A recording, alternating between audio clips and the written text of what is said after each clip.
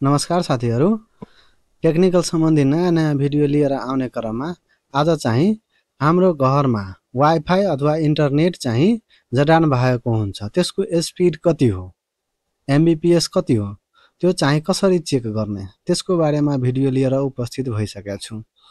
अहिलेसम्म पनि च्यानललाई सब्स्क्राइब गर्नुभएको छैन भने सब्स्क्राइब गरी भिडियोलाई लाइक गरिदिनु होला र एक शेयर गरिदिनु होला, ताकि आगामी दिनमा यस्तै खाले जानकारीमूलक भिडियो बनाउन मोटिभ मिलोस्। हस् त, अब लागो डिभाइसको स्क्रिनतर्फ। सबभन्दा पहिला चाहिँ कुनै ब्राउजर छान्नु होला। म यहाँ चाहिँ एउटा फायरफक्स ब्राउजर छानिराखेको छु। अब यो फायरफक्स ब्राउजरमा क्लिक गरेपछि यस्तो इन्टरफेस खुल्छ। अनि यो सर्च बारमा, गुगल सर्च बारमा यहाँ टाइप गर्नु होला इन्टरनेट स्पिड, अथवा म चाहिँ यहाँ चाहिँ आइकनमा राखेको छु इन्टरनेट स्पिड टेस्ट, चाहिँ इन्टरनेट स्पिड टेस्ट चाहिँ यहाँ राखेको छु। fast.com मा पनि हुन्छ, त्यो चाहिँ यहाँ क्लिक गरिदिने। अब क्लिक गरिसकेपछि यहाँ हेर्न सक्नुहुन्छ चेकिङ भइराखेको छ।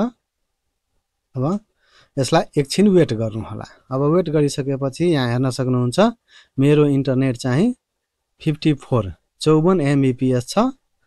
हाम्रो इन्टरनेटमा जुन चाहिँ अहिले यो ल्यापटपमा चाहिँ चलिराखेको इन्टरनेट चाहिँ 54 एमबीपीएस को देखाइराखेको छ।